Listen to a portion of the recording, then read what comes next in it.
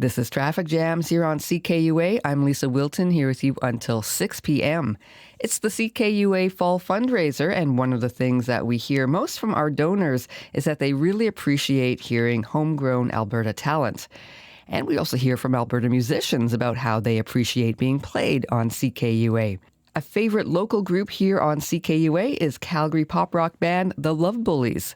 Formed in 2007, the Lovebullies have recorded 4 studio albums, including their latest records called Somewhere, and that appeared on the CKUA Top 30 chart for a couple of weeks. And their surf-tinged retro-pop sound is lifted up by the warm, sophisticated voice of singer and co-founder Caroline Connolly. Caroline joins me now to talk about the Lovebullies and their love for CKUA. Hi, Caroline. Hey, Lisa, how are you? I'm great. Thanks so much for joining us today. Thank you for having me. I'm thrilled to be here. Well, first off, when did you first listen to CKUA and what was your first impression? Oh my gosh. So I've been thinking about this, and it was, I'm pretty sure, 1988. And I'm the youngest in the family, so I have to learn all the cool new stuff from my older siblings. And luckily, I have a cool older sister named Anne, and she was listening to CKUA in her apartment. And I couldn't believe my ears because I was hearing John Prine singing live. And I think CKUA was broadcasting from the Edmonton Folk Festival. Right. And I knew of John Prine. I had learned about John Prine in the early 80s because I also had a cool older brother-in-law. And but I never heard John Prine on the radio, on any of the radio stations I listened to. I would never have heard him. And then here he was on the radio. I had a moment where I had to kind of pinch myself because I couldn't believe it. Right. And so that is my very first experience discovering CKUA, and then, you know, it's led to me listening to it ever since then. When did you first hear your music on CKUA, whether it was the Lovebullies or another project? I think it would have been in the very early 2000s when, before we were the Lovebullies, we were a band called the Jane West Band, and we did a recording at Rat's Nest Studios, and a couple of our songs were on a compilation, and I think it got some airplay. Oh, great. How did you feel when you heard your songs? Oh my gosh! Or even now, how do you feel when you hear it? You know, it tickles us every time. I never get used to it. I never ever take it for granted.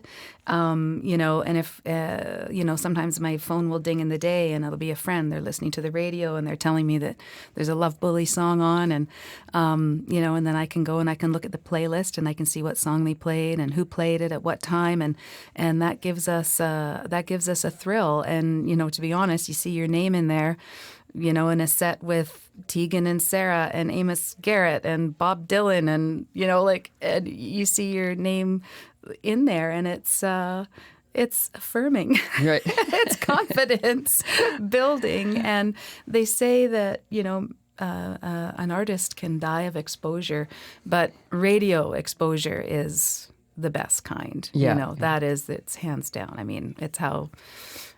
We need people to hear us, and what better way? I think what you're saying is that CKUA is important for independent bands such as your own to be able to get your music out there. And I'm wondering, was there a time when a person at a show came up to you and said, like, hey, we heard you're on CKUA? Or was there a time that you went out to go see an artist because you'd heard them on the station? Right. That's a great question. And there have been times that people reach out to us. Sometimes we'll get an email. Sometimes we have somebody at a gig who will come up to us and say, you know, how did we not know about you? How come, you know, and how come you're not way more famous than you are? And so that is really nice. Yeah, when somebody pops by at a gig, and then what happens? It's a chain reaction. They come to the gig, they buy an album, they buy 2 albums, they give one to a friend, as a gift, who's never heard us. And then it's this, it's the Lovebullies, the gift that keeps on giving. Can you tell us about a recent or favorite discovery that you made thanks to CKUA? Yes, absolutely. I have been addicted to Ray Spoon's album, Not Dead Yet. I don't even know how to talk about this record. It's just so important, I think, for people to listen to it.